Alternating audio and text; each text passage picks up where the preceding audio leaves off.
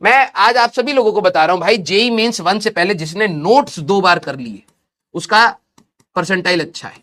JEE mains 1 से पहले अगर आपने पीसीएम के नोट्स, सिर्फ नोट्स अगर आपने 2 बार कर लिए, सिर्फ नोट्स की बात कर रहा हूं, ठीक है, गारंटेड है कि आपको अपनी अच्छी परसेंटाइल मिल जाएगी।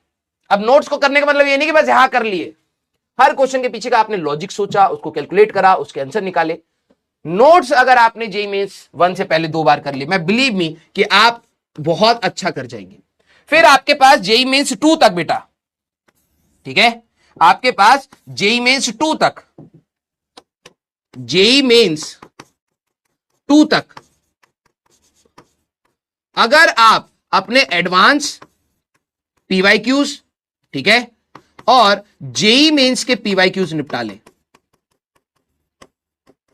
ये अब आपका रास्ता है कैसे कवर करना है, ध्यान से समझना, ठीक है। जो आपको शीट दी जा रही है, कुछ बच्चे हो सकता है कि मॉड्यूल ना खरीद पाए, तो हमें यह महसूस हो रहा था कि यार ठीक है, कईयों के पास फाइनेंशियल कंस्ट्रेंट रहेगा, तब भी हम लोग 150-200 question JEE Mains and advance के आपको ऐसे दे देंगे, एक शीट तो अलग से मिलेगी, क्लास में भी आपके इतने क्वेश्चन हो रहे हैं, तो आपके पास कमी ना रहे।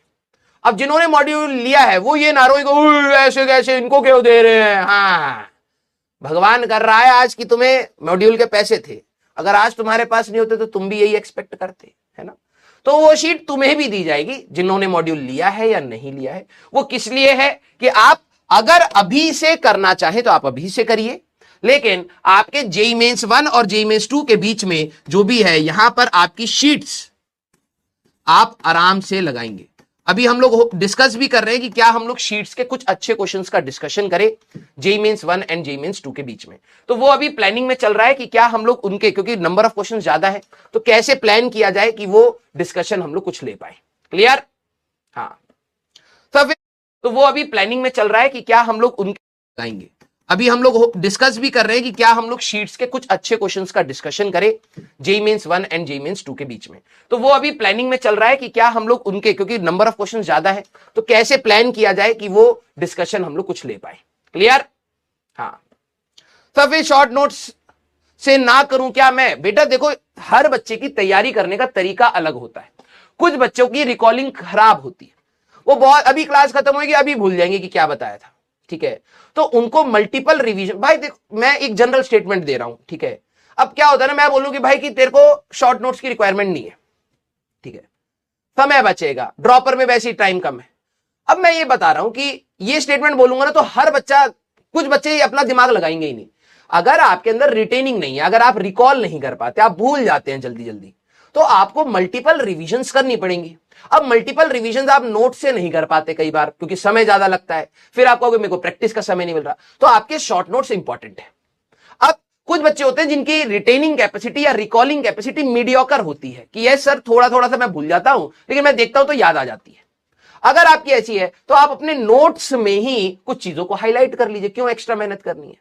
और कुछ बच्चे होते हैं जिनकी रिटेनिंग कैपेसिटी बहुत अच्छी होती है, एक बार पढ़ा है दिमाग में सेट है, तो आपको तो हो सकता है नोट्स भी मिनिमाइज फॉर्म में बनाने चाहिए। अब ये हर बच्चे की डिमांड अलग अलग होती है।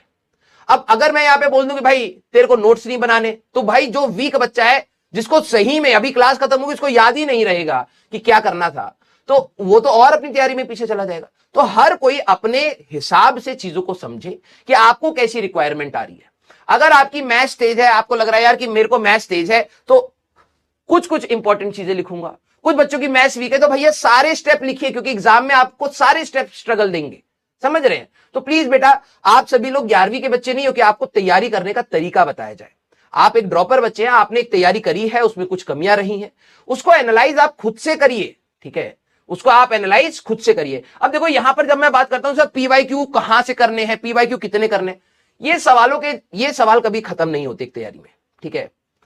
इसके कितने जवाब दिए जा चुके हैं। अगर मैं आपको एक बार पूछ लूं ना कि भाई मेरे को पीवाईक्यू लगाने हैं, तुम कहोगे हाँ सर लगाने हैं, मैं वो कहां से लगाऊं, तुम भी एक अंदाजा से बताओगे कि भाई कम से कम 2019 से लगा लो, तो उसके बाद ही बहुत सारे तुम खुद बोलोगे, तो तुम मेरे से क्यों पूछ रहा है सर वो सही होगा या नहीं होगा। वो तो तू मेहनत से प्रूव करके दिखाएगा ना कि वो सही होगा या नहीं होगा।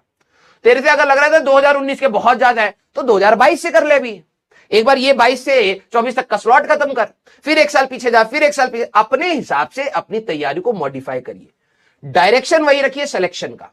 पीवाईक्यूज करने हैं तो क्या पीवाईक्यू एक साथ सारे करने हैं, क्या चैप्टर खत्म होते एक साथ करने हैं, या फिर कुछ अभी करने हैं क्योंकि नेक्स्ट चैप्टर स्टार्ट होगा, कुछ एनर्जी उसमें लगानी है, कुछ को मार्क करते हुए चलूंगा, उसको आखिरी में करूंगा। जेईई मेंस 1 तक हमारे पास सिलेबस ही हो जाए वही बहुत बड़ी बात होती है। तो मैं कोशिश करूंगा कि जेईई मेंस 1 से पहले मैं 2 बार रिवीजन मार जाऊं अपने नोट्स का, क्योंकि आपको पता है physics, chemistry and even maths, physics chemistry तो मेजॉरिटी आपके नोट से आने वाली है, और आपके मैथ्स के भी डायरेक्टली कुछ सवाल तो नोट से ही उठ के आएंगे।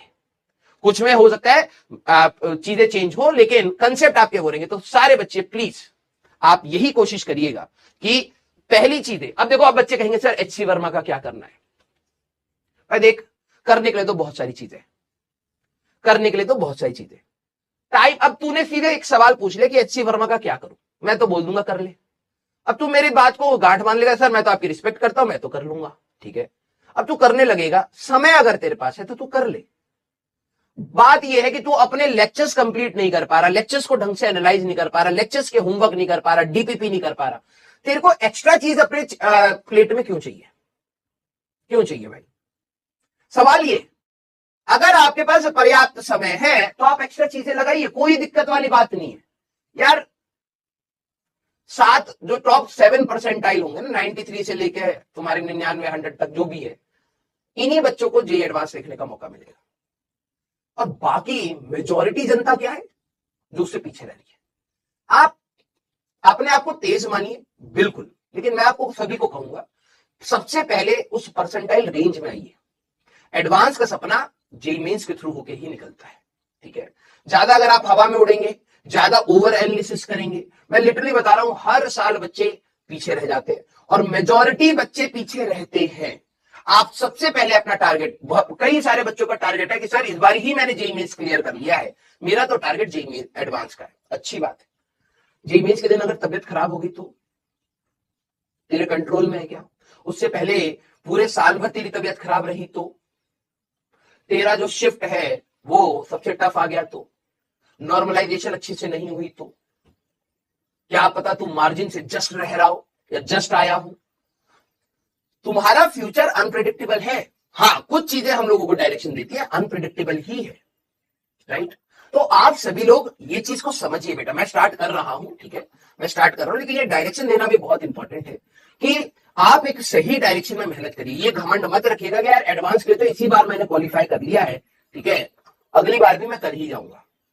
मैं मानता हूं कि ये नॉलेज बेस्ड एग्जाम है, यूपीएससी के जैसा नहीं है। नॉलेज वहां पर भी है, लेकिन वहां पर भी कई बार पर्सनैलिटी के कैरेक्टर्स भी मैटर करते हैं कि आप क्या जवाब लिख रहे हैं। यहाँ तो कंसेप्चुअल चीज है, तो चांसेस है, लेकिन घमंड नहीं कर सकते ना। तो आपका तैयारी का तरीका फिर से वही है कि जेईई मेंस फिर से फोड़ना है, फिर उसके बाद एडवांस में बैठना है, फिर एडवांस फोड़ना। ये प्रोसेस अभी भी चेंज नहीं हुआ बेटा, ठीक है, क्लियर। तो आप सभी लोग बेटा ज्यादा, और देखो दूसरे से ज्यादा कंपेयर मत करो, कंपेयर सिर्फ टेस्ट में करना, ठीक है। अभी आप अपनी तैयारी बिल्कुल प्लेन तरीके से चलाइए, क्लियर, यस। हाँ, जिनको सिंगेज लगानी है आप सिंगेज लगाइए, जिनको सुपरनोवा लगानी है आप सुपरनोवा लगाइए, जिनको इरोडोव लगानी है आप इरोडोव लगाइए। सबके पास समय अलग अलग है, किसी के पास ज्यादा है, किसी के पास कम है, किसी के पास इतना ही नहीं है कि वो लेक्चर देख पाए। आप अपने हिसाब से चलाइए, ठीक है। लेकिन हाँ, आप जितना टाइम निकाल रहे हैं वो सारा अगर पढ़ाई को दे रहे हैं, इसमें कोई भी गलत बात नहीं है, ठीक है। चलिए दाई स्टार्ट किया जाए, हाँ या ना। अब कुछ बच्चे कहेंगे सर मैंने क्या DC Pandey JEE Mains level तक के लिए सफिशिएंट है? बेटा सफिशिएंट तुम्हारी तैयारी होती है, ठीक है, सफिशिएंट तुम्हारी तैयारी होती है। प्रॉब्लम यह है कि जब से आपके पास इतने ऑप्शंस आ गए हैं ऑनलाइन, तो आप हर चीज में कंपैरिजन मोड में आ गए। हर चीज में कुछ पॉजिटिव होंगे, कुछ नेगेटिव होंगे, ठीक है। टीचिंग में भी है, अगर आपके पास 10 टीचर्स का पूल है जिनसे आप पढ़ सकते हैं, तो उनमें किसी टीचर में कोई खास बात होगी, किसी टीचर में वही खास बात नहीं भी होगी, ठीक है। आपको इतना माइक्रो एनालिसिस करके नहीं करना है। अगर आप एक टीचर की मेजॉरिटी बातों को समझ पा रहे हैं, मतलब आप ये समझे 70-80% अगर आप समझ पा रहे हैं, आप उस टीचर के साथ चलते चलिए। कोई भी टीचर परफेक्ट नहीं मिलेगा, हो सकता है 5-10% या 20% तक टीचर की बातें नहीं समझ आ रही, कोई नहीं, 80% आ रहा है ना, तू उस 80% को स्ट्रॉन्ग कर, क्योंकि तू खुद उस 80 का भी देखा जाए तो 80% ही कर पाएगा, है ना। उतने पे एडवांस में सिलेक्शन हो जाता है। तो वही बात है कि आप ओवर माइक्रो एनालिसिस मत करो, हर छोटी छोटी चीज कि आपकी ओवरऑल आपको फिजिक्स में मजा आया, आपके मार्क्स मिले, ये चीज का जवाब हाँ होगा। ठीक है, अगर लगेगा कि भाई किस टॉपिक का ये सवाल कैसे बना, ऐसे तो करोड़ों टॉपिक्स मैं निकाल सकता हूँ, करोड़ों सवाल निकाल सकता हूँ, तो आपको पॉजिटिव साइड में, ठीक है,